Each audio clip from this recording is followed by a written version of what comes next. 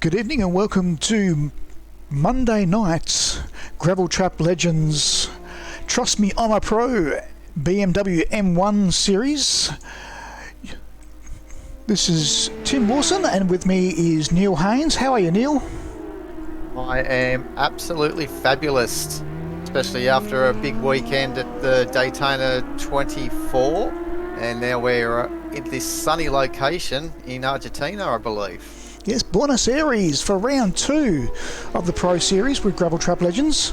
We'll have a quick look and run through the leaderboard. We just pull up the screen. So DDF, Darren, or DJM as we'd see him on our screen this evening, he's leading the leaderboard after round 1. Round 1 was a double 20-minute sprint at Monaco, so double points for round 1. DJM took out both races last week. DDF came second and Brett was third, so they're 1, 2 and 3 on the leaderboard. But it gets quite juicy in the middle, Neil. There's only 8 points between 4th through to 9th, which there's 3 drivers all equal on points for 9th. And then from 10th down to 15th, we've only got a further 10 points sharing the leaderboard. And there's a few guys in there that would be disappointed with their performance last week. We'd expect them to gain a rack of points this weekend and jump up the leaderboard. It's true, and this man here, just going to the pits, Stu, he copped a penalty, I believe, at Monaco as well, after he had some nasty contact. I believe we just got the end of it too in the stream coming out of the hairpin or around there with this man here, Dado Racer, which put an end to his race at race 2 at Monaco. Unfortunately, Dado had mic issues last week, wasn't able to call the safety car, but he did manage to redeem some points in race 2. But he'll be keen to jump up the leaderboard with a strong finish in tonight's race. Talking about tonight's race, what a track we have. These cars will really be able to stretch their legs and come into the chicane d'Ascari that we're in right now with Dado Racer. He's going to be tough on the brakes, and over a 65-minute race, these cars with a tyre wear is going to be very critical how they judge when they come in and have a pit stop. So there's a standing start this evening too, Neil, which is also a key factor because the clutches in these cars are spec as they would have been at manufacture back in 1979. And the guys have done the testing and the clutches are good for 3 launches at best. So with a cold standing start, we've got 1 jump off the line. Anyone who has an accident and has to use the clutch off the grass or to pull themselves out of the wall, they could run a chance of being stationary due to a burnt out clutch. Yeah, so they'll have to be very careful on the clutches, I guess. If they release a clutch, I have heard, as they would just generally with a road car, and not trying to, launch it, because they got such wide tyres too and slicks, so much grip that it puts a lot of pressure on that clutch plate when they drop it. So if they can release just steadily and just go off, they'll probably preserve the clutch and be able to get out of a bit of trouble. But when you're racing and you have those problems, Tim, as we know, the drivers they really punish their gear. But we could see him visiting pit lane with more mechanical issues, as you can see him just drifting out of the big curving Salotto back onto this big back straight.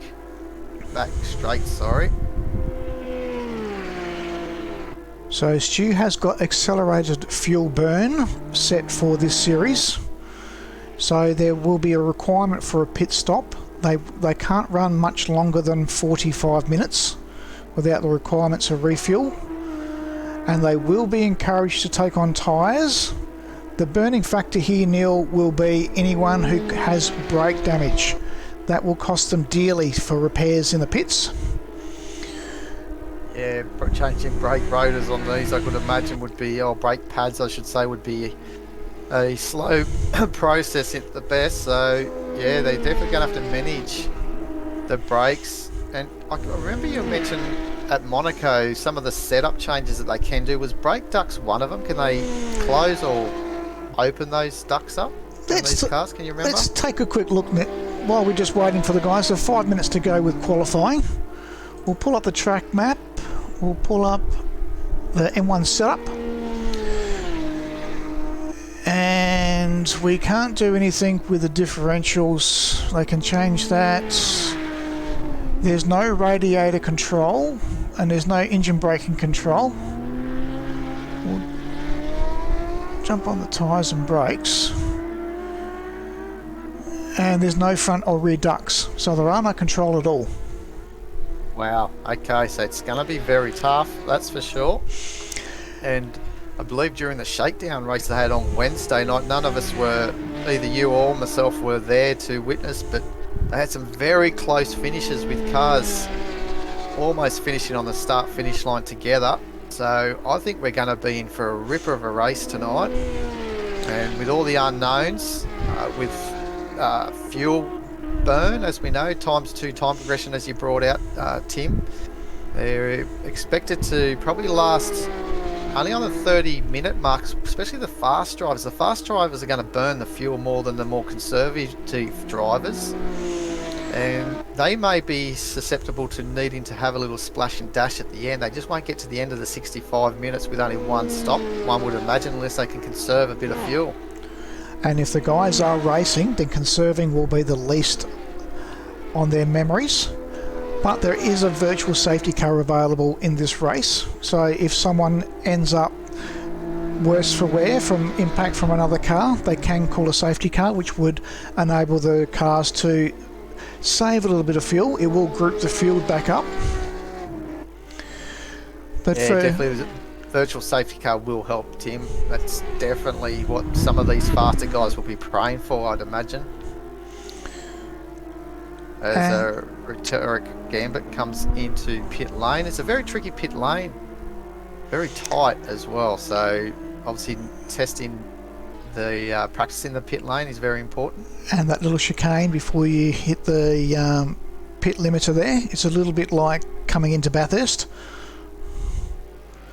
Talking about pit limiter, I believe the pit limit for these is similar to what they would have been, basically no pit limit, so 150 kilometres an hour. I believe they can go through pit lane. Correct, the pit limit is, so there is still a limit, so you cannot exceed 150.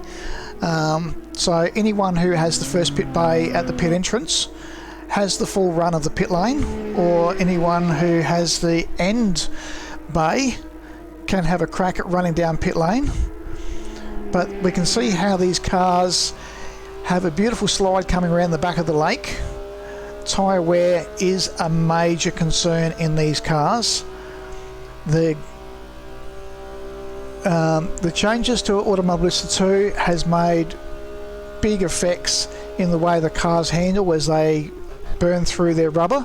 The testing from Sunday said that they were using around 50 to 60% of tyre wear in the first 30 minutes, and they were making comments about how hard the car was to handle after that stage.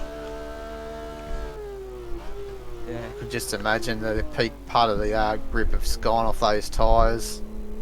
We've got that little wobble going just out of the final corner, but other than that, it's not too bad in these cars. As Darren, DJM, is a little bit down on that sector, the final sector, so he hasn't betted his 34.7, but at this stage we've got, I was going to say Brett S was trying to chase him down. We'll see what DDF can do as he crosses the start finish line. He's down and he's calling it an afternoon for qualifying. As the Ghostbusters car, John Slowless, has seen better days. So headlight there popping out. Looks like he's channeling a ghost there himself, the look of the front of that car. That's right. It reminds me of the boxes that they try and suck the ghost in Ghostbusters, where they put it on the ground. It's hanging out there as a headlight. So the liveries for this series has been popular cars from movies from the 70s and 80s.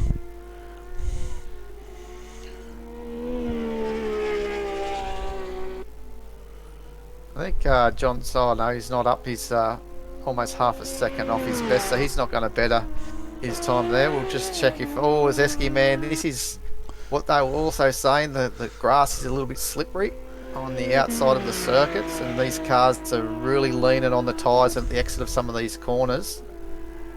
And Neil, an interesting thing from practice the other night, going down both of the straights, either the left or right hand side of the track, if you get out near that white line, it sucks you out onto the grass. It is quite a handful to keep these cars in a straight line if you get too close to the edge of the road. So big field tonight of 24 cars. Hopefully we can see that the attrition rate may be on the good side for most of these drivers, and we can see 24 finish.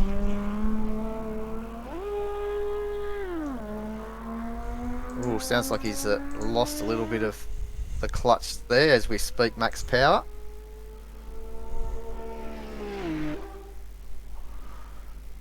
So qualifying is done.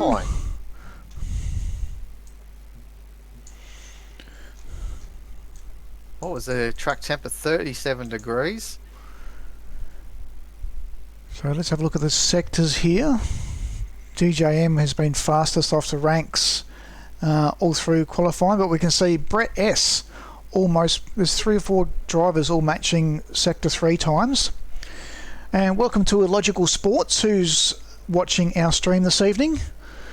Illogical says g'day to Woody, g'day to Dado. Yeah, Dado in 15th on the grid. So if you go to the overview of the timings, you should be able to scroll down, Tim, and go through the grid order if we've got the last little bit of time to be able to do that. Yep, front row is DJ and Brett S. Row 2, DDF and John Slow. Row 3, Gunner and Esky. Row 4, Brad Luck and Kiz. Row 5, Dino and Cuckoo. Row 6, No Frills and Travis. Row 7, The Bloody Nine and Norbs. Row 8, Dado and Jason Woods. Row 9, Gambit and Viperon. Row 10, Stu and Mark 860. Row 11, G-Dude Pixel Boy. And row 12, we've got the Unicorn and Max Power. The full 24 cars on grid this evening. Okay. So I just had to quickly duck off, but I'm back, sorry. All good. So the final bit, they got just under about 40 seconds ready to ready up. And it's a standing start, as we said, Tim, so fingers crossed there's no burnt out clutches at the start here. So the guys have clicked over ready for the start. As we're dialed in and syncing with DJM, the guys are all checking their fuel loads, they're checking their setups and getting themselves ready. And we are counting down. And go. We are racing in the BMW M1 Gravel Trap Legends I'm a Pro series. This is round 2 at Buenos Aires. You see the cars come through curve 1 and into Del Cervo. And the newer section of the track as they've weaved their way out around the lake. What a gap Darren's already made at the start of this lap. But busy here behind at second with DDF and Brett. And DDF's just holding on to that second position. And John Slow's starting to show his nose into Brett. Backed out of that wisely. And we've got a supporter for Gunner. So Cobalt says, go Gunner. So great to have some people watching the stream live. That's it, get the chat in there, keep the support for your drivers or anything that you want to see, let us know. As Dino racing hard here against Esky. Actually makes it through past Esky, so he leaves the Blues Brothers car behind and he's chasing on the back of Brad Luck in the mellow yellow Days of Thunder car. Is that too slow for a virtual safety car? Or is everyone banking up for the break in here? I think it's a No, virtual that's safety car. And There's we've a got few cars coming through as Dado and Pixel off track. Lightning McQueen. Looks So- like I can't see too much. They might have just had a bit of an off. It doesn't look like there's too many damaged cars. So the person affected by a impact with another vehicle that is disadvantaged can call a virtual safety car. There is no overtaking on a virtual safety car. But Stu is the race steward. If a car was one lap down, they could ask for a wave by, and if Stu, as the race steward, decides it would be approved, he could call the car through to allow them to get back onto the lead lap. So it does actually look like Pixel Boy and the Unicorn might have been the cars that were involved, because even Dado was at the back. He's dropped a few places off the start. His car looks fairly clean, so whereas Pixel Boy's at the right front there looks a little bit damaged, and not too sure about the Unicorns there. So possibility those guys got together, hence why we've got this safety car period. Let's have a look. Darren obviously out in front over Brett, and then DDF behind him, followed by John Slow. So those four have got away fairly well and clean, has kept positions. Gunners in fifth with Brad Luck holding on to sixth, which was getting under actually some pressure from Dino, just as we were actually went to the safety car. So we can see that they're now grouping up. They will be preparing themselves. They don't not have to wait until the start finish line. So DJM will now have control of the race, and it will be up to him to make the decision on when he starts.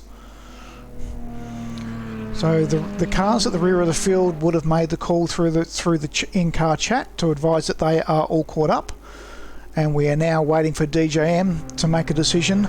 He can go at any stage before the start finish line.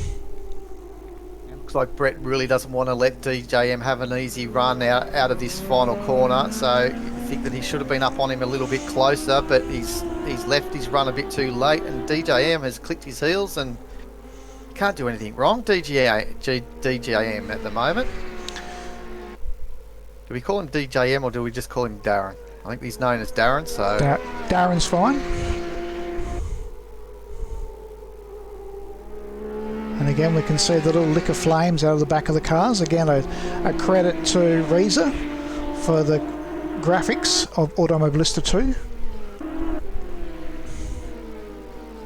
Is the turn 9 gets a nice move on Norbs, as he had a little bit of a rough time coming out of De Silvero. Is that how you pronounce it? The first chicane, or the sweeping bends, I should say. Or the S's. The S's. So in the Bloody Nine's running the 287 car. This is Suki from the Need for Fast and the Furious. If you're wondering where the livery came from. Beautiful livery. He's just protecting the inside line a little bit. Oh, that's why, because he's having a look. Something's happening to DDF. He's dropped a ton from third position. So he's probably run wide out of the big carousel. And we've also got someone running at the back of the pack, so someone else has had trouble at the back. That's Brad Luck. That's the mellow yellow car. So again, he's he dropped from sixth position. So yeah, definitely something's gone on there. Oh, we've just caught a big moment there of DDF catching the Bloody Nine, as there's a yellow flag out. So will this trigger another safety car? I'm sure it will. But they are slowing down.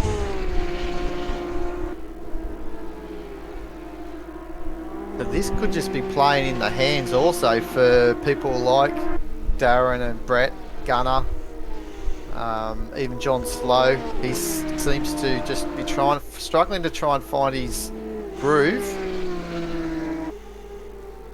John Slow's habit of winding the fuel mix right down as low as possible and keeping it in fourth gear when there's a safety car out to fuel save. It doesn't look like they've actually taken on this No, safety car. As no one's slowing down here. As we've got Jason Woods actually in the pit lane with a very banged up car. As out he goes now. And that looks like it's still crabbing a little bit, maybe. Maybe it hasn't repaired damage. Yep. No, it hasn't. So I think this could be our first retirement, Tim. There we go. There's evidence in the garage.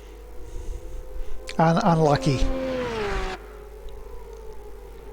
We apologise for our track map this evening. It has taken the little corner off.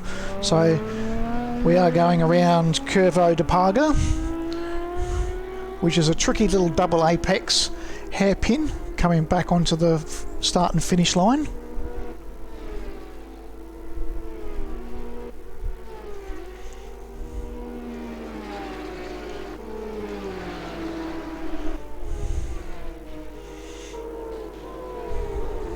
So Esky Man's got his battle again with Kiz, so with the RoboCop car, as he has a nice powered slide, and that could be costing him some time, so he could be actually vulnerable.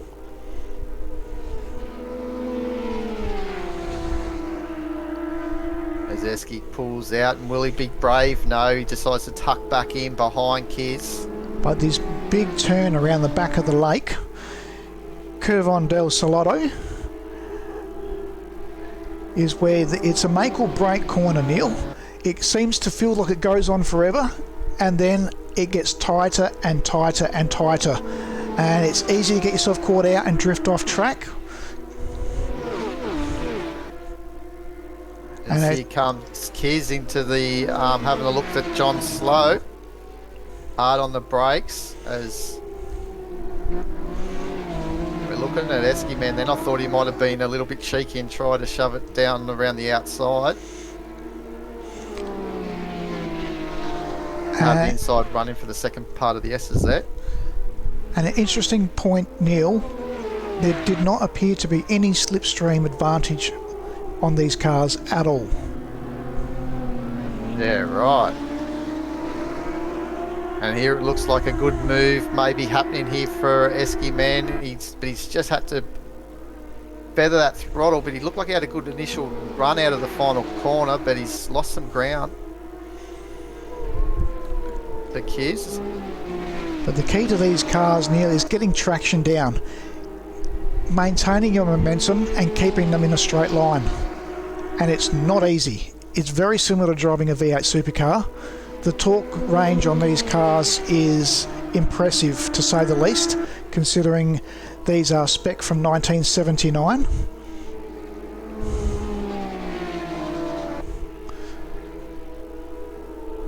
Oh, John Slow doing the massive drift in the Ghostbuster machine. Loving the attitude of these cars, Tim. Watch this all day. And we can just imagine that's how these cars would have been driven back in the day. They would have pushed them to the limits, very much like we see the Group C touring cars and the Master touring cars on track these days. The way the cars drift around makes for entertaining racing. Sure does. And we've got Rhetoric Gambit trying to hold off Stu at position 12. And we've got Stu in the Jurassic Park car behind. A couple of breakaway packs around track now. DJM with almost a 3-second margin, but Brett and Gunner are fighting it out for second place, and that will be allowing DJM to walk away, I believe. Gunner will be all over the back of Brett, and that'll be forcing Brett to drive defensively. Yeah, definitely, but also with the is Stu, can he hold on to that? It looks like he has. Well done to Stu. With the ever presence of the possibility of the safety car, DJM is never safe. So he'll probably just be also trying to conserve his machinery as well, as we brought up earlier about the clutch and also just the wear of the brake pads as well, how they can be a problem by the end of the race. These cars probably weren't built to run for 65 minutes. As Stu's having a big moment out in the grass, will he be able to pull it up before the barrier? Yes, he can. Lucky there's a bit of concrete. Otherwise, he was going through that cyclone fence. Stu's practicing his racing tactics to cool the tyres down. Yeah. Well, you don't really want to be on the grass, I can tell you. Here's some teammates going for it. G-Dude and Viper on. They are in a number 5 speed racer car. But don't they look good together? Stu was a product of what we mentioned earlier, Neil. He got a little bit too wide. That ripple strip just sucked him out onto the grass. And then you're pretty well just a passenger. Yeah, as Viperon's moving his way up. Obviously, he's been caught up with a bit of an incident. He's got more pace to burn, and he probably doesn't deserve to be down where he is. As you can see, he's very cleared away from G-Dude very easily. So we'll see him probably get up to the, probably a 10. He's got a long way to go because there's a big gap between Stu and DDF as well, who's, we saw had some problems somewhere which we didn't see. Dropping from 3rd all the way down to 13th early in the race, and he's now struggling to try and get back up to the pointy end of the field. And he'll be one that'll be hoping for a safety car, that's for sure. And DDF is also fuel saving. He was talking earlier prior to qualifying that he was concerned about the fuel burn and whether you could actually make it home with one pit stop. So he could be actually contemplating a one stop. Yeah, right, okay. I was just trying to pick up a car. There was a car actually out on the grass as well, going down the Recta de Largo, the big back straight that we're on now, but I just couldn't pick up the car. Sorry about flipping between cars then. Hopefully everyone didn't go a little bit Blair Witch Project on me. As Travis Moon down the inside of G-Do, nice move. That's a very authoritative move done by Travis. Have to have the big Muhammad's down the bottom there, mate, to be able to do that. And again, it's showing how much pace you can get out of these cars if you're driving them on edge. They didn't quite touch there, I don't think, Tim, but it was close again. Brad Luck and G-Dude, but Brad Luck obviously coming back from an incident early in the race, where he found himself way down the back. And we have a gathering of cars coming around onto Recta de Largo. Looks like a train of 5 cars. This battle's still brewing, still going on between, I think it's Dino, John Slow, and won't be far away, Esky Man and No Frills as well. And don't count out Cuckoo. He's now 4 seconds off the back of this pack. And we can see that on our track map there's been 3 or 4 cars that may have completed a pit stop.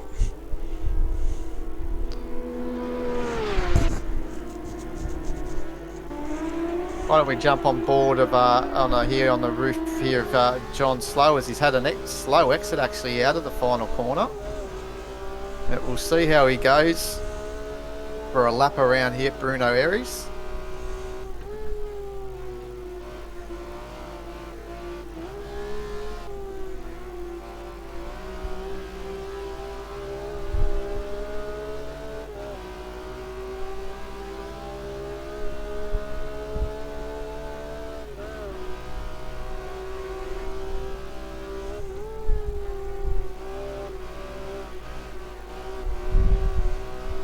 Hear him feathering the throttle.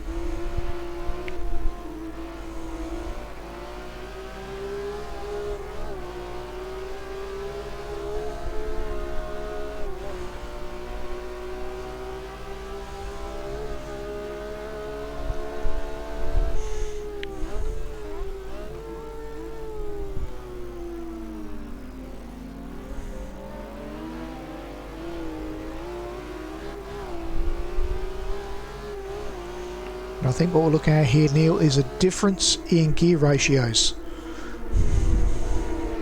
Yeah, there could be, but geez, he's putting a lot of pressure on that engine. He's revving it as he's done on his downshifts. Oh, big moment! That's a missed gear by the sounds of it. Huge moment for John Slow. Now, this is definitely a safety car. They can call a safety car for a single incident, can't they? No, they cannot. Provided the vehicle can make it back to the pits and doesn't require to be towed, it must make its way back on its own steam. That is a massive, massive moment from John. Must have got his socks caught underneath his brake pedal or something. Yeah, that would definitely have been a missed gear. Out in front, we'll have a look at Darren with basically a 4-second lead on Brett. We have another car off track, parked up before coming into Ascari. You can see that on our track map. I think we found him, the unicorn. And that car is not looking very healthy at all. He's got to get off the throttle, otherwise he'll keep doing these donuts. That could end up being a clutch and an engine. As we mentioned, these cars do not like cold starts. 2 cars, so we've actually lost one. We've lost whoever's doing the donuts. I've got a man. And Gunner lost a front right. It's a wonder that we don't have a safety car called for these guys, but probably because they can't get into the pits, as John now is into the pit lane. Hoping a safety car is called, but where is Darren at the moment? He's coming around the curve on Di Salotto. So just looking at how many stationary cars we still have. The Gambit, was it? Stationary, coming just before we come into the Ascari chicane. You should see them out on track.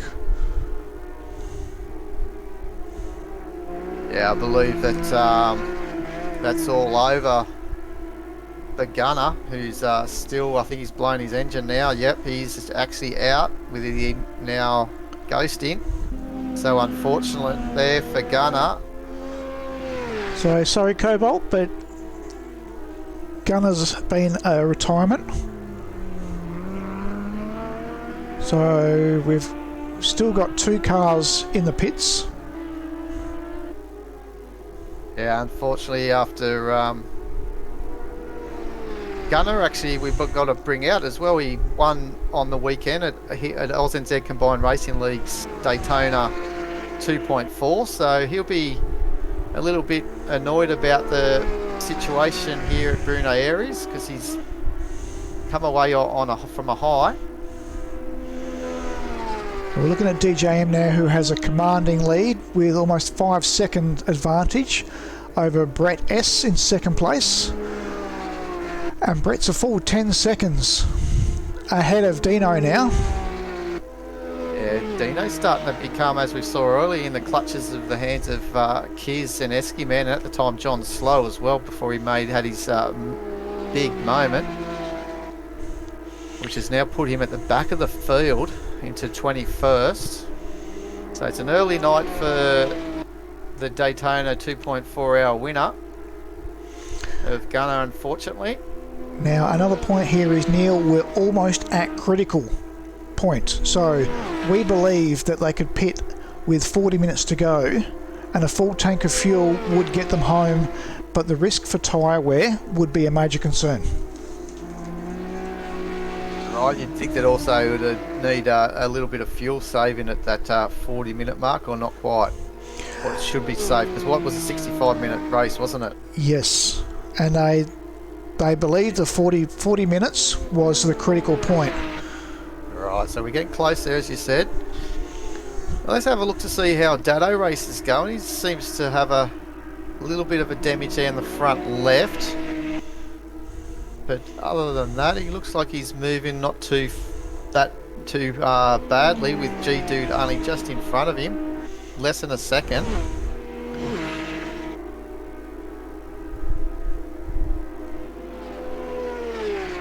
bit of luck needs to go Dado's way. He's struggled, and also an unlucky car failure with 2 minutes to go. And we've got someone off track there as well, Neil. Well. Someone just coming back on track in the back there.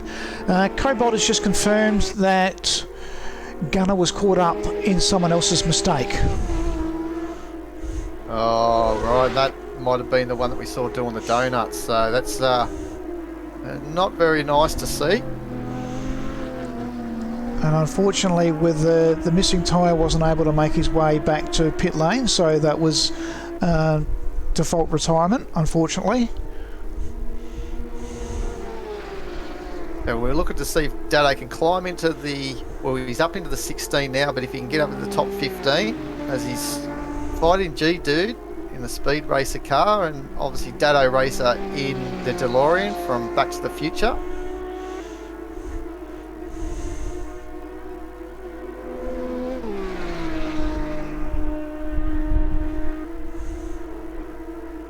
And see if Dado can set him up out of this long right-hander, as Tim has already alluded to earlier. You can see that witch's hat sitting there in our screen that's just disappeared.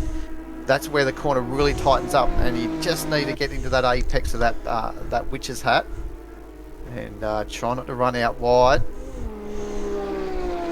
But we were testing lines through that corner yesterday afternoon, and we found you could do a deep entry, stay wide, as deep as you could without the track sucking you out in the grass.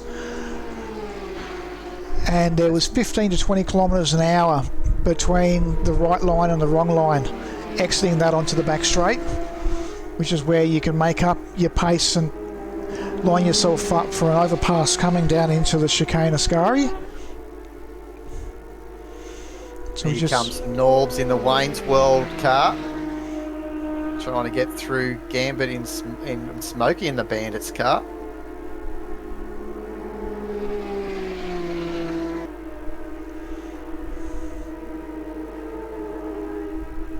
Now we'll keep an eye out and see if any of the cars start deciding to risk it for the biscuit, you could say, and pit early. Try any sort of undercut. I don't think really an undercut will really work so much though, this circuit. I think they really need to let those tyres hang in. The later that they could probably pit might be a little bit better. The overcut would be the best advantage on this track, the tyre life. Fresh tyres towards the end of the track could be those 2 or 3 seconds that you need to make a position. This is a tasty little battle for 8th position. Loving this. And another interesting fact with these cars, Neil, there wasn't any slipstream advantage coming down the straights, but there was also no aero wash in close combat running. So it doesn't change the way the car handles coming in and out of the corners when you're tucked up behind someone else's rear wing. Yeah, well, that all just leads to good racing, doesn't it? So when we don't have to worry about the aero wash, that's a big thing, as cars can struggle through these sort of sweeping corners. As you can see, no problems here for those two. It's now going to be more of an act of faith. Can you trust the car in front of you to maintain its line and maintain its speed? Dino's about to get through some lap traffic in front of him, so this is going to be interesting. As one car exits right fairly quickly by the looks of that. I think that was actually, not too sure who that was.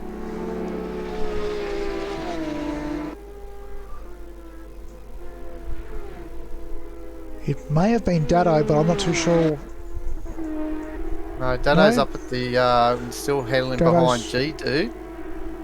But it was one of the DeLoreans, so whoever else is in one of those. But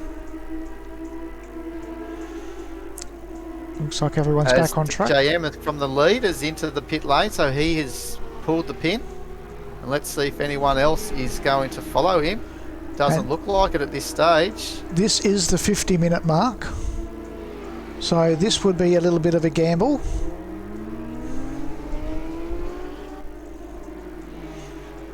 straight back out in front of Norbs and the Gambit. Now with also DJM obviously going for fresh tyres, is he going to take a little while to get those tyres up to temperature, or will they be raring to go? Not too sure if the tyres are already pre-warmed. No tyre warmers for these cars, Neil. Maybe stone cold, but knowing DJM, he'll probably put it in a bit of a power slide here and heat them up quickly.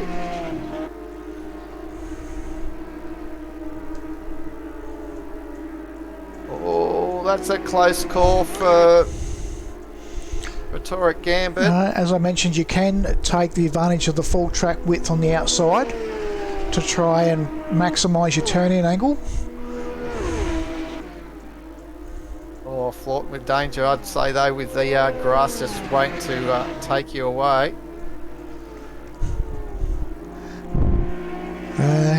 Gunner's joined us in the stream, and he's thought he had a 10-second car, but it apparently turns out to be a 10-lap car instead. Unlucky to Gunner. Sorry to see that. Getting involved with someone else's incident is never pretty. And Gunner was in the Fast and the Furious livery this evening.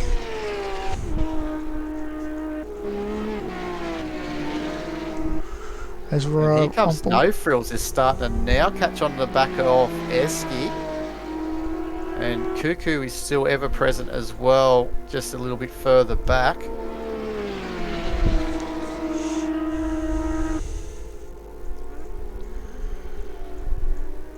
And Kiz is in the pits now, taking his mandatory pit stop.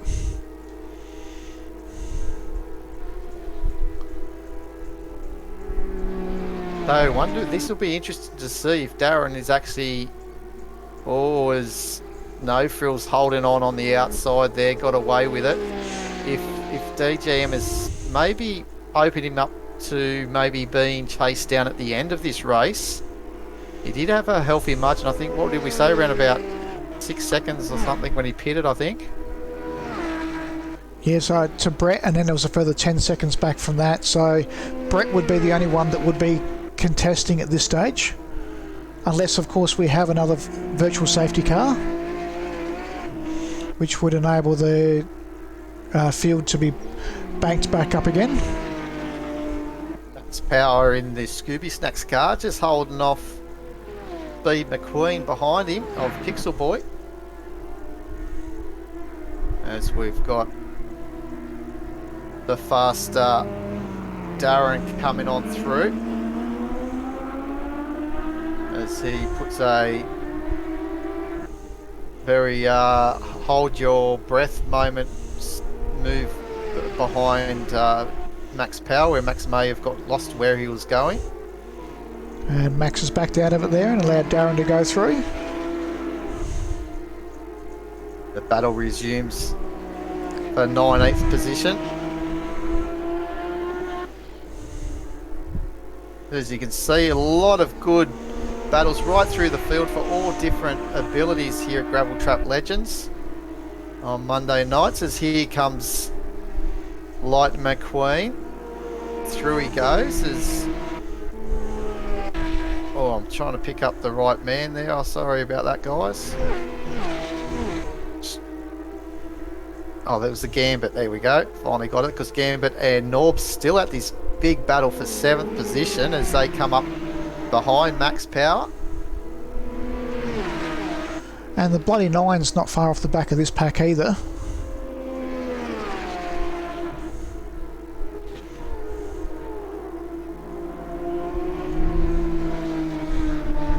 Norbs does a good job, and you have to give also a lot of credit to Pixel Boy as well, because that was fairly tight and a little bit close at the time, with the faster cars coming through a very tricky part of the circuit through the chicane Mascari section of the track. And as again, Dino now is into the pits. And there's a lot of time to be lost or gained through Curvo de Parga, the last hairpin before you come back onto the start-finish straight. It's easy Most to definitely outbrake yourself, get a little bit deep there. You can lose 2 or 3 tenths, no worries at all. Tell you what, I think Norb's slot quietly will really be enjoying this little battle, trying to get 6th position from Rhetoric Gambit.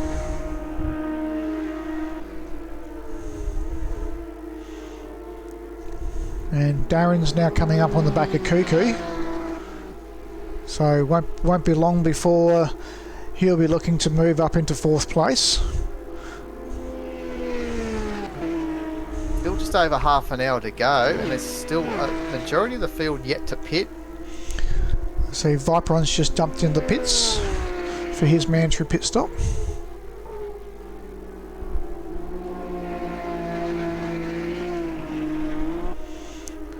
And our current first place, Brett S, he's jumped into the pits for his mandatory pit stop. So we'll now be able to get an idea of where DJM is in conjunction with the rest of the field as the other leaders roll through for their mandatory stop. At the moment though, also Darren's getting held up a little bit by Cuckoo, but Cuckoo's got every right to stay out on track because it is fighting for position for 4th. Now for 3rd, as the guys are still in the pit lane. Yes, well, Darren's got advantage in our stream. He is the hover car this evening. One of the glitches that's carried over from Project Cars 2. Yeah, but to be fair, though, usually it comes out during people's connection, being a peer-to-peer lobby. I'm not too sure if this was a peer-to-peer one or a dedicated server, but it can cause a few of those cars to hover based on people's connection to one another. Yeah, so Darren's been hovering since he came out from his pit stop. Maybe this is strategy to save tyre life.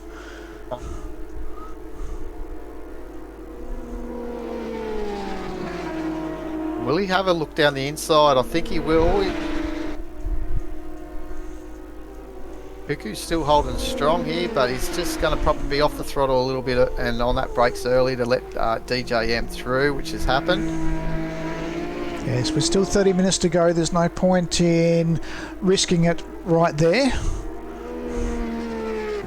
No, not at all. And as Cuckoo's is known for his safe driving as well. And we see Brett S has now come out after his pit stop, but he's a full 20 seconds arrears of DJM. Yes, he is too. So lost out as Cuckoo is now coming to the pits as well.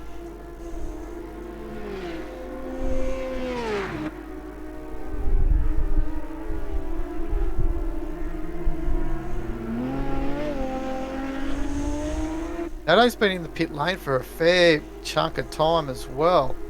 And here he goes, he's just going, so maybe he got some damage repair at the same time. So out he goes in 18th position. And again, and he's Neil, just going to come out in front of Max Power as well. So here comes Max. if they Max were had already pitted. if they were going to repair damage, Neil, there could have been damage to the clutch, damage to your brakes. So there could have been some miscellaneous damage that we can't see through the drivetrain that would have taken some time off their pit stop for sure. So Brett's coming on through nicely, latching on the back of DDF, which I believe still needs to pit. Yeah, so Esky, No Frills and DDF are all still to pit.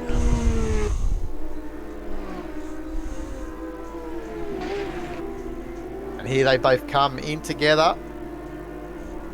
And again, tricky little entrance into pit lane. You think you've got it all lined up, and then there's this tight little chicane at the end. And they're racing one another here. Who's pit base who? As you can see, you can ghost right through the cars, but you don't want to extend past your pit bay. Nice by both. So we'll stay on No Frills, and we'll just see who comes out. Remember, No Frills was behind Esky Man. We'll see who does a better job.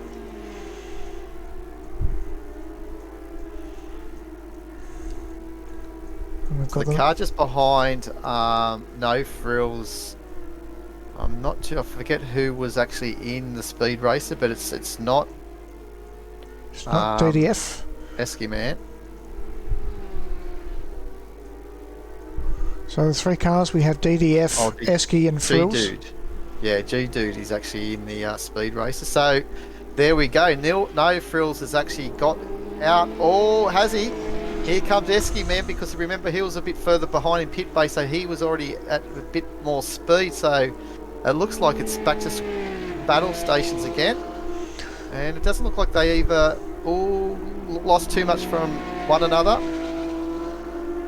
Cold tyres will be the challenge as they start to race each other coming out of the pits.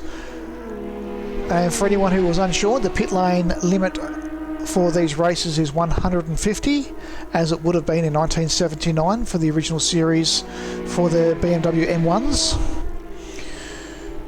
And I think No Frills was just erring on the side of caution. He didn't have confidence in the new tyres, and I can't blame him either, but he had the inside for the corner up there, but he sort of backed out of it. And I mean, Esky, and they let Esky man through.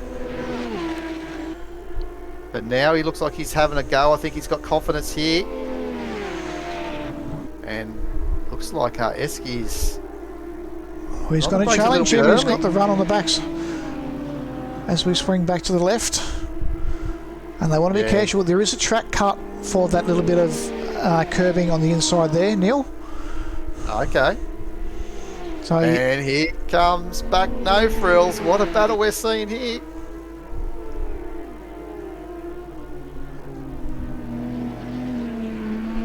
Oh, we see the old over and under. Yes, we do. From Esky, man. What a battle. And it's now down to gear ratios as we take the run down the start-finish straight into curve one. And it looks like Esky man's been able to hold off there at this stage. You've got Max Power just in front of him in the Scooby Snacks car. So Neil, would you prefer to be the car in front or the car behind at this stage? I'd like to be the car behind, to tell you the truth. Yeah, just to be able to just sort of place my car near enough and not have to worry about thinking where's this car going to dive behind me, because driving in a mirror sometimes can be very distracting as well. It's tempting to drive in the mirror, but they always say forget about the mirror when close battles. But when you've got cars diving down the inside, and we've seen them side by side, you've got to have that awareness of where those cars are. And here you go, you can actually see in front of yourself and set yourself up for these moves. Be able to back out if you need to. So that's where I'd like to be, Tim. More the chaser.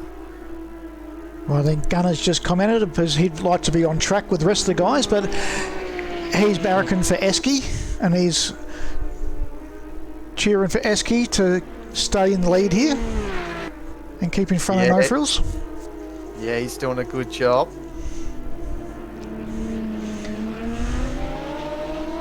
But there's just something about the Herbie Mobile where you just think that he might get the better of him.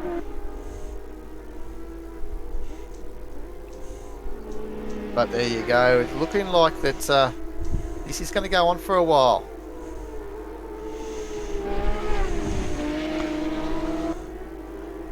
And again, as we've seen with John Slow, it can be as simple as missing a gear. There's John showing the evidence of what it looks like when you miss a gear coming into turn one. Yeah, he's moving along not too badly. He's slowly catching Norbs as well. And it looks like he's dragging Stu along with him. Yeah, I think he just passed Stu. That's why I clicked on it, because I could see him catching, but he's passed Stu, so he seems to be pulling away a little bit. And at the same time catching Norbs, who's around about just 4 seconds in front. And back here again with No Frills and Esky Man. And use a lot of that exit, can't they? As it's sort of coming onto the other part of the circuit. Yeah, there's a good chunk of concrete on the outside there. You can run quite wide.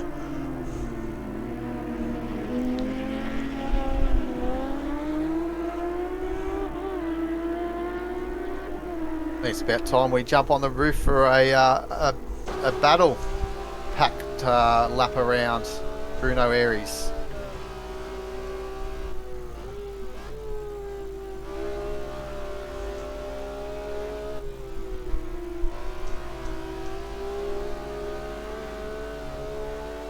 Well, a little touch on the grass, that's going to affect Esky on his run down here to the back of the lake.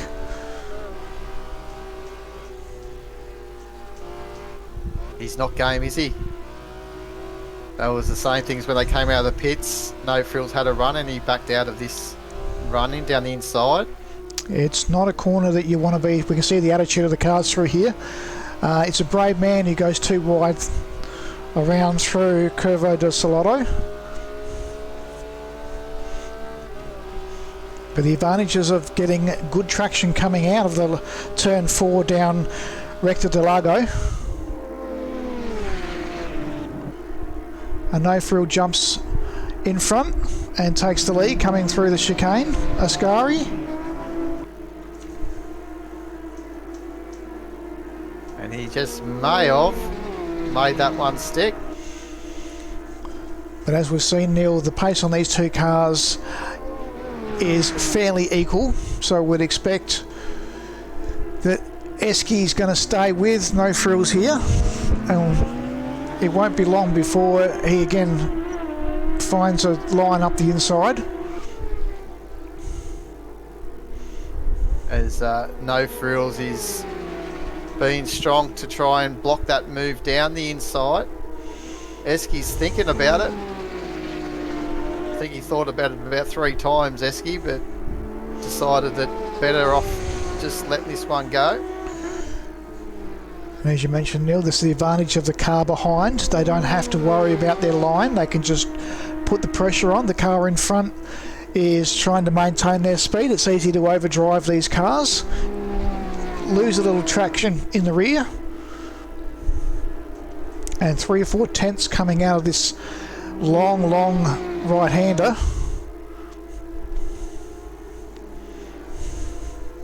Yeah, and we'll have another quick look here at Darren.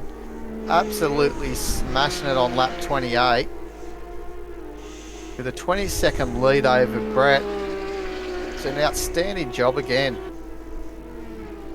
And he's really showing a masterclass for everyone else to stop and take notice here.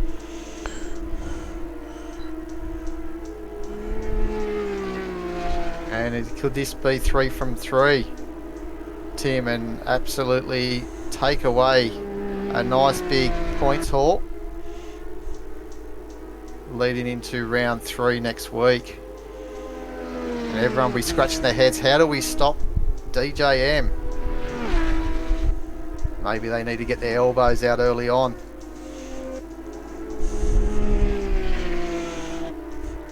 But he's certainly found a way to drive these cars, drive them fast and consistent. Is it basically catch me if you can, isn't he? DJM.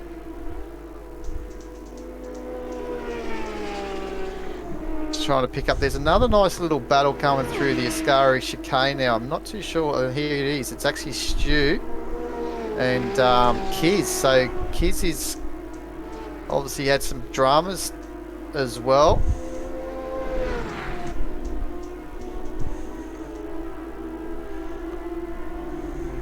It was a little bit faster than Stu the previous lap.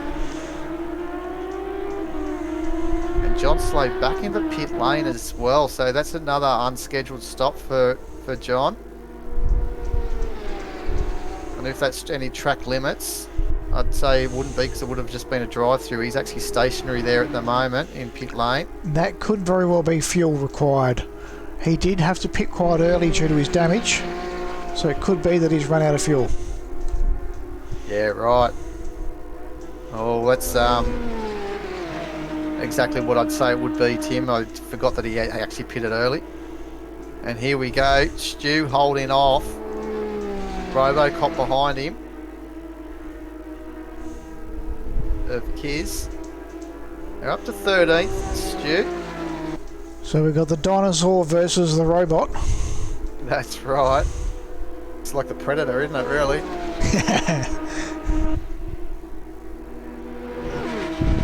The Predator versus Terminator. Yeah, and it looks like Kiz has got a nice little run on Stu. He was a little bit later on the brakes, but Stu's got the line. So Kiz has had to back out. Very respectable drive in here by Kiz. He's got to just bide his time. He knows he's a little bit faster than Stu. And just coming up on the back of Norbs now.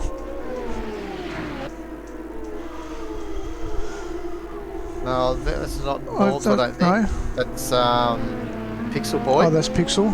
Sorry. Putting a lap down on Pixel. Norbs is the car ahead on track.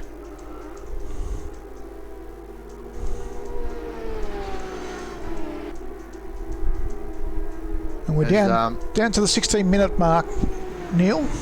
So the guys would have thrown their pit strategies out of the window now, and it's going to be a run to the line. Tell you what, I think they'll be dripping to the line as well. Most of these guys, as we know, are using the clutch and the H shifter. So a lot of heel and towing, and a lot of hoping that you put the car in the right gear at the same time as well. So yeah, she'll be a tough few last laps for these guys, and they'll be enjoying the final race. I mean, the final lap, so they can get a taste of a beer afterwards, I would be imagining. Yes, if the guys thought 2 20-minute sprints around Monaco was tough last week, 65 minutes driving these cars non-stop. There may be 2 long straights here, Neil, but that doesn't account for the work you have to do through the chicane, round through the hairpin and through the S's around this track. There are a lot of gear shifts, there are a lot of braking zones, and it is a lot of work in these cars that really have to be managed. And here's an interesting stop for us, Neil. DJM. Yes. Splash and Dash, I thought he went in early, so I think that's what he's doing. He's been going out all out, and I think he's also got the freedom knowing that he's got that that 26-second lead, nearly 30-second lead on Brett. So Brett's just coming out of the final corner now. He should have him though. It will comfortably have him. The transition through the pit lane is around about 10 to 12 seconds, and it is a 20-second stop for fuel. That was a longer stop than I thought though for DJM, because he wouldn't have had to need to have put a full lot of fuel in. You wouldn't think so. Here we go. May have been a splash and dash, but it may have also required a set of tyres, Neil. Okay, yep. There's a car's off there as well somewhere on the out of the exit of this Scari. Not too sure, as we've got max power hovering on my screen there, but not too sorry if I'm trying to find. Wish they had a little race number so we can save it. They're coming back, so we'll leave it as it is. Yeah, so it would be nice if we could use second monitor or some other data input to help monitor our stream, so we'd got a better idea of who is who and where on track. But as far as attrition's concerned, Tim, it's not been too bad. We started with 24. We got 21 cars still on track.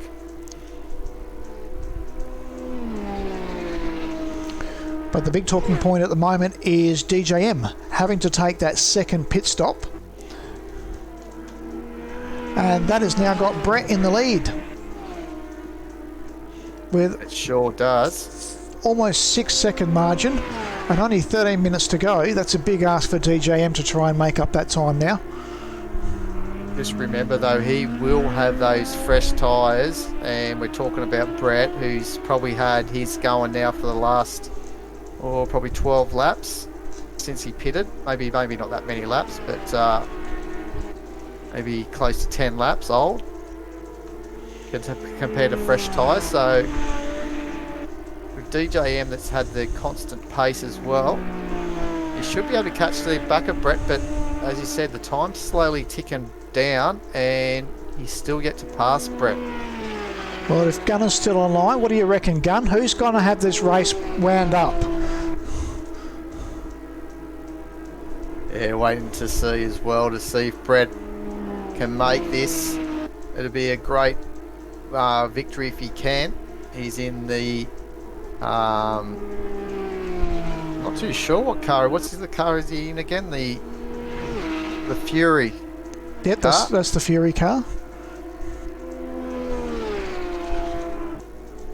And this will do his championship good if he can try and hold off DJM, especially with a lot of more back markers coming up his way as well. If he can clear them well, and the others maybe hold up DJM, not intentionally, but just at a tricky part of the circuit where DJM needs to just back off. Brett may get that little bit extra legs that he needs to get to the end here. Gunner's confident that Darren's got the pace with the fresh set of rubber. That looks like we haven't actually seen that Mark, I believe. We haven't seen much of Mark in the Mad Max car.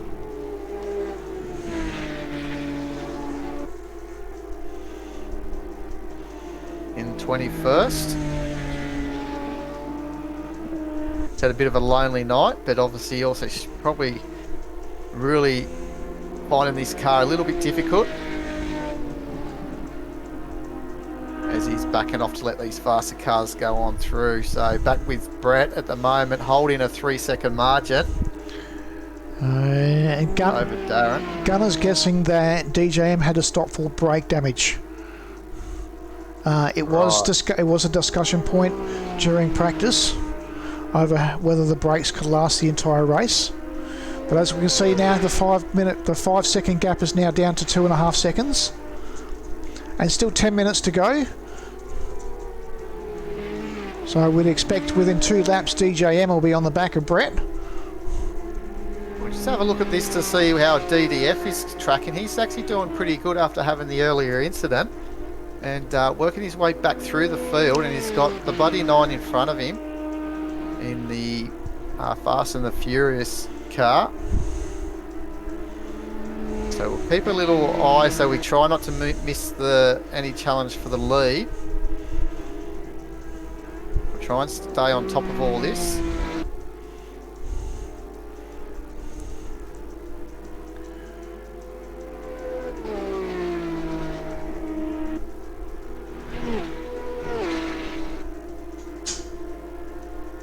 And DDF may have been spending a bit too much time in the rallycross. He's probably wishing he spent a little bit more time on the bitumen this week. And look at this. No Frills has made a mistake, and Esky Man has now gone up to 4th position. So that's just happened. And Cuckoo not far off the back of this pack now either.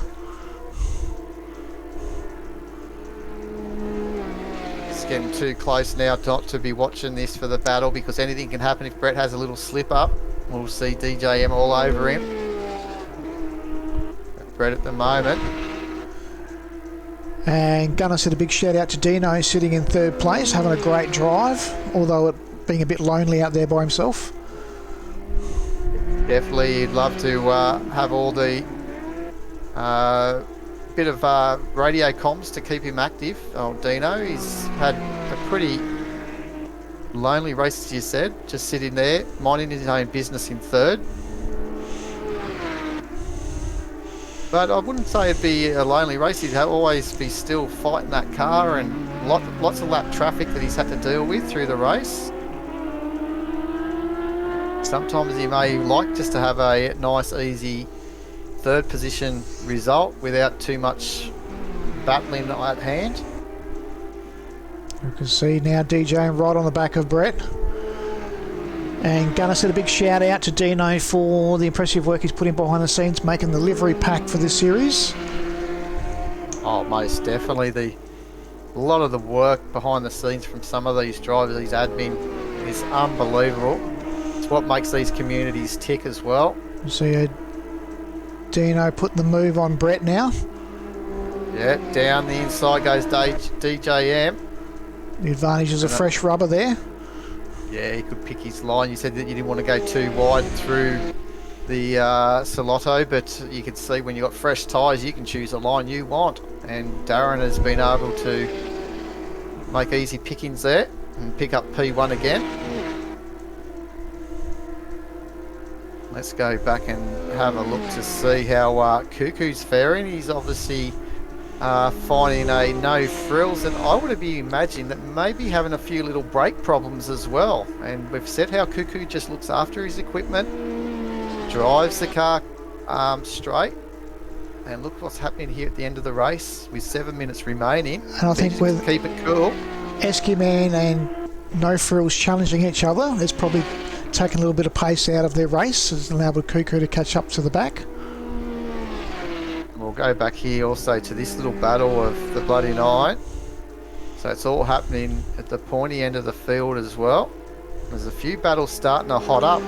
Looking down at the graphics here. And anyone who has looked after their car, they'll have better brakes and better tyres at this stage. That would be worth a good half a second a lap for sure.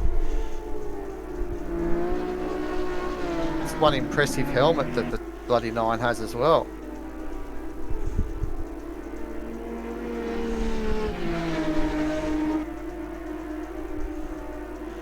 And DDF thinking about the move down here into the hairpin.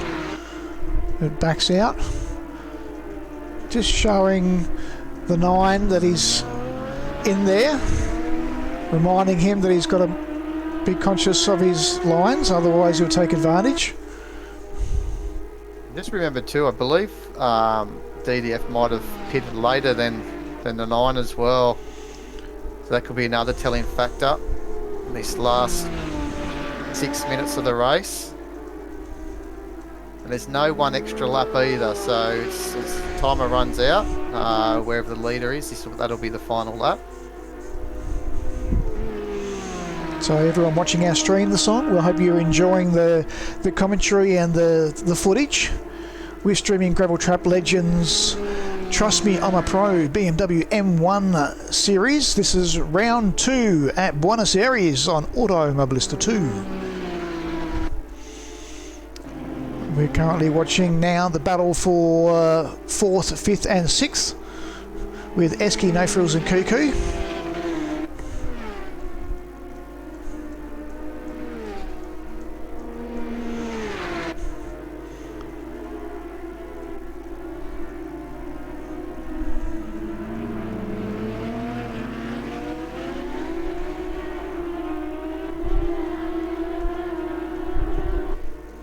I think he tried for the crisscross there and just lost a little bit of time. Yeah, but as you said earlier, it's also helping Cuckoo come onto the back of this battle pack, and he could shock them all, a bit like Esky's a little wide there, that'll cost him a bit of time. I was going to say that in the real life of the P2 battle for the Daytona 24, and the Aussie come through and took victory. The last corner, the last run up to the start-finish line.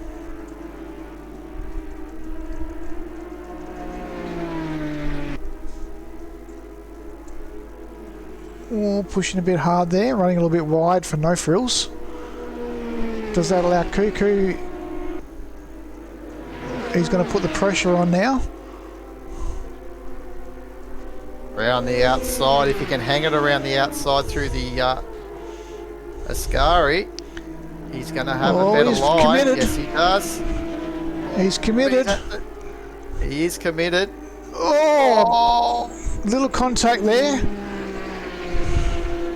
They were lucky that they didn't join the wheels there. Lucky the big flares kept the wheels away from one another.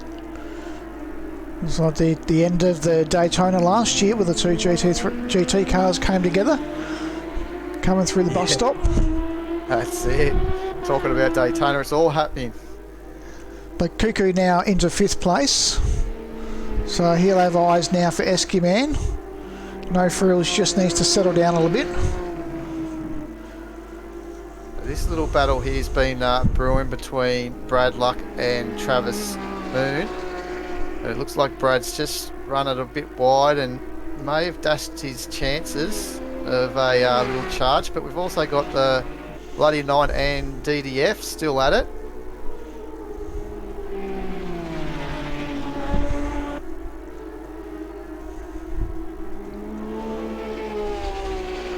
This is a very nice timed race by DDF, I reckon. I think that he knows that he couldn't chase any better than position 7, and I think he's just slowly working the back of the bloody 9 and ready to pounce in the next lap or two.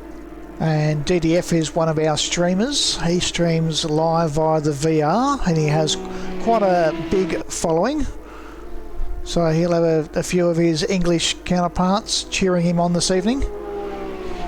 Oh, most definitely he will. Let's just go back to see how... oh, we better not hear. This is going to be a challenge. The bloody 9's got enough mind here to hold track position. It's a big battle for 4th at the same time as we speak between Cuckoo and Esky Man. As the bloody 9 be able to position his car in the right spot. You could hear DDF needing to lift out through there, but Cuckoo actually got in front of Esky Man briefly.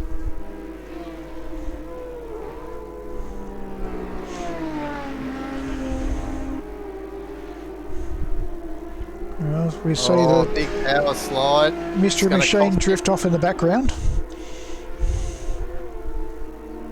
So it cost him, I'll tell you what, he's still staying with Esky.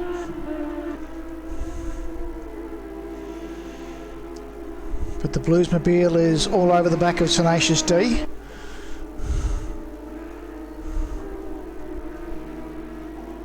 That's alright, you can get out wide there. It does improve your line and speed through the exit. And I think DDF is now finally... Yep, that slide will do it. Oh no! Big tank slapper. Oh, unlucky not to keep it off the tyre barriers there. Oh, quick reset to the track. Is that allowed?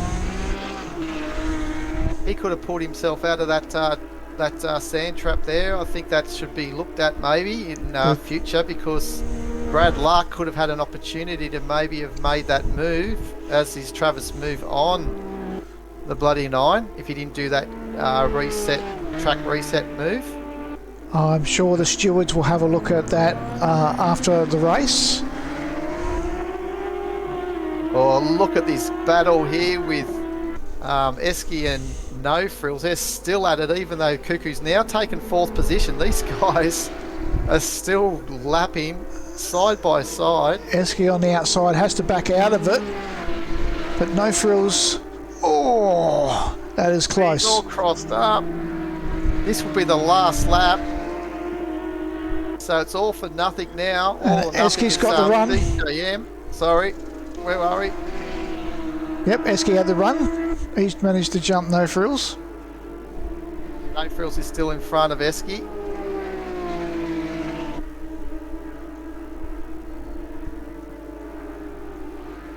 But Esky's trying his hardest to get around the outside on this final lap. But DJM, here he is in the final corner to make it 3 victories from 3 races. He had the double at Monaco last week, and here he is for the 65-minute race here at Bruno Aires. And 12-second lead over Brett S.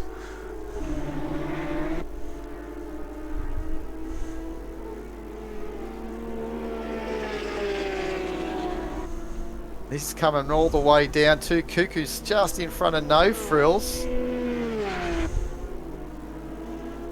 Into the final hairpin we go.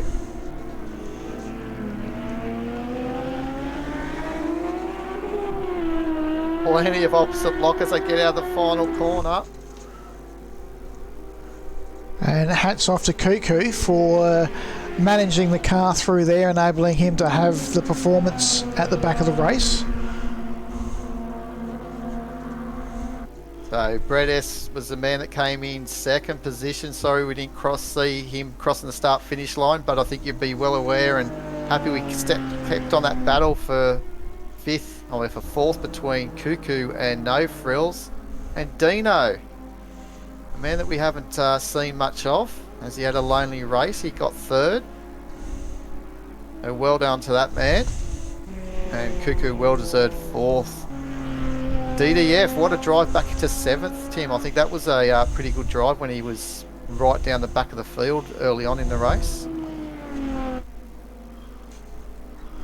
Oh, what happened there the last lap?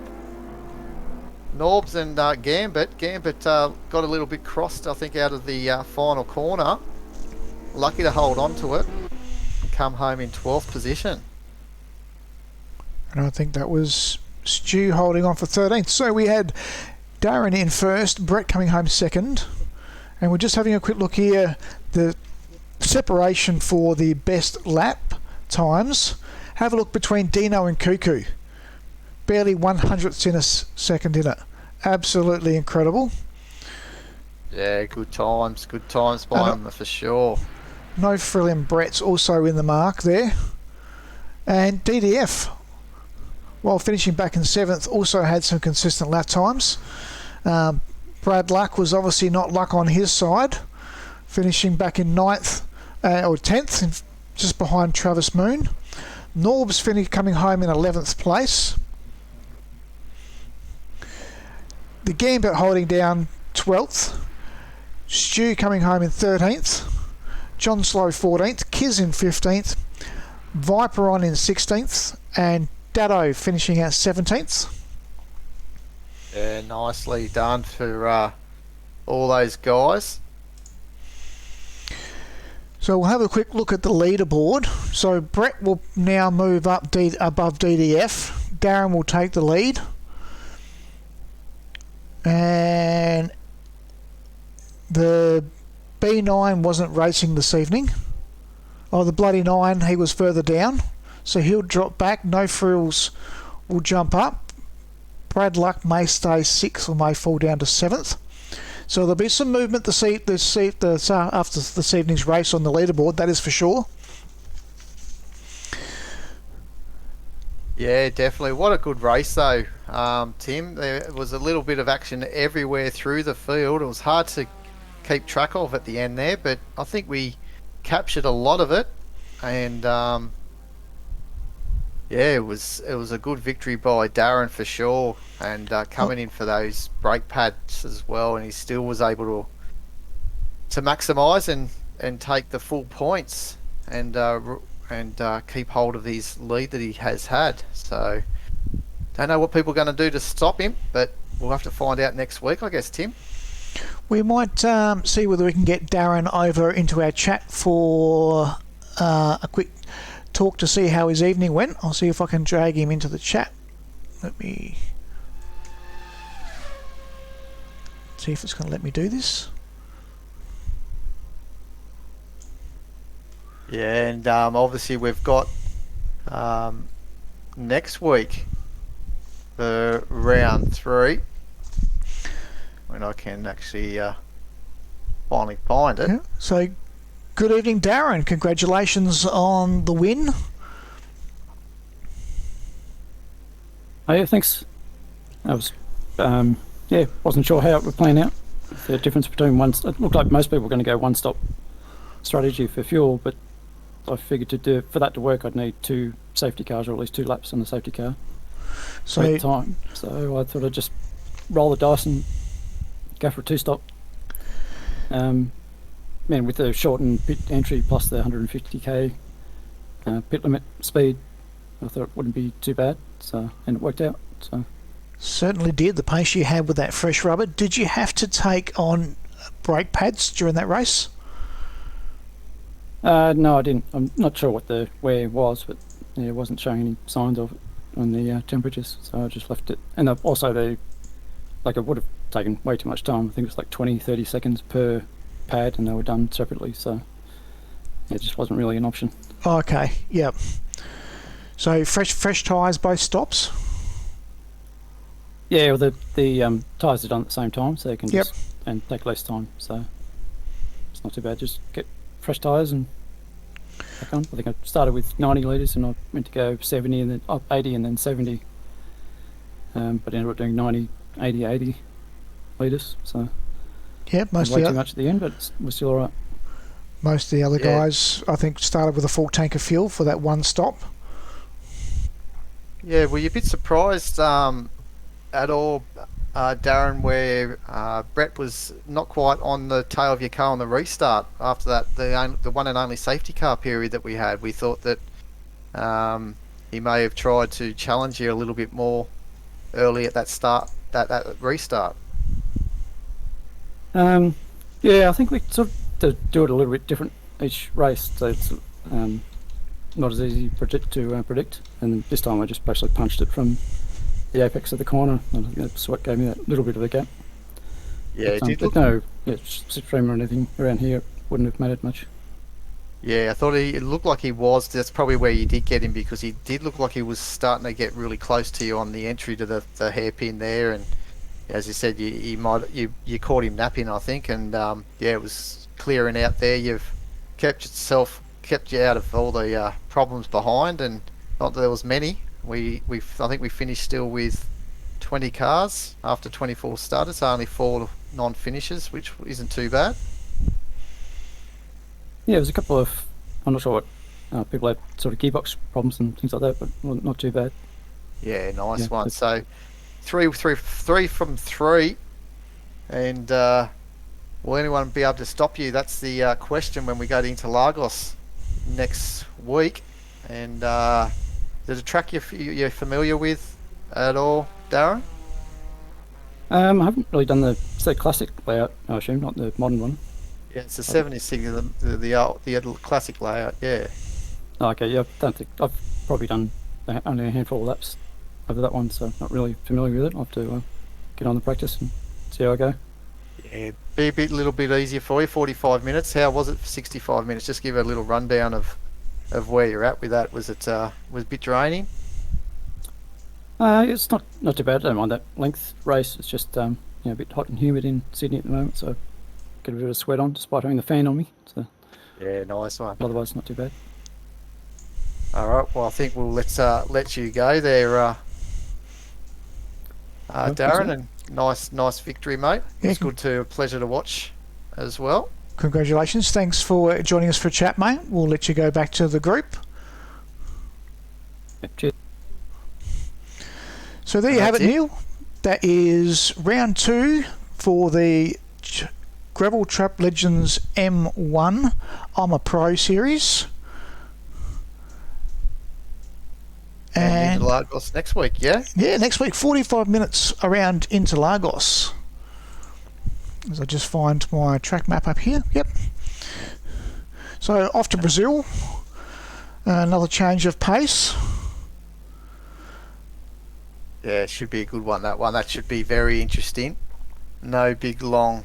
Oh, well, there's a little bit of a long straight there, but it should be interesting to see how these cars go around there. And maybe they probably will need a pit stop still, only for a little bit. Well, they might get through 45 minutes around there. Yes, busy little track. I'm thinking brakes and tyre wear. They may be considering a pit stop. Yeah, right. Well, until then, eh? No worries. Neil, thank you very much for joining me this evening. I am Tim, and we'll catch you next week. Here we go.